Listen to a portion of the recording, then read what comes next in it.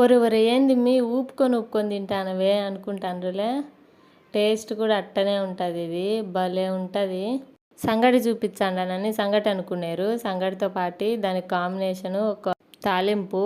ఇది ఖచ్చితంగా మీరు టేస్ట్ చూడాల్సిన రెసిపీ ఇది. అదేంటంటే అలసందల తాలింపు. అలసందలు ఉడకబెట్టుకోవాలా. కరివేపాకు చూసినరా మా చెట్టుది, అప్పటికప్పుడు తీసుకొచ్చినాం. ఆ చూపించిన ఐటమ్స్ అన్నీ రోట్లో వేసుకొని ఒక్కొక్కటి దంచుకోండి. అన్నీ మెదిగినాక లాస్ట్లో ఎర్రగడ్డలు వేయండి.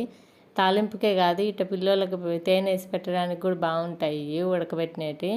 అన్నీ దంచుకున్నాక తిరగమాత గింజలు వేసుకొని నూనెలో కారం వేసుకోండి. ముందు వేయించుకున్నాక వేసుకోండి. టేస్ట్ అట్టుంటుందంటే అట్టుంటుంది, అద్దరిపోతుంది.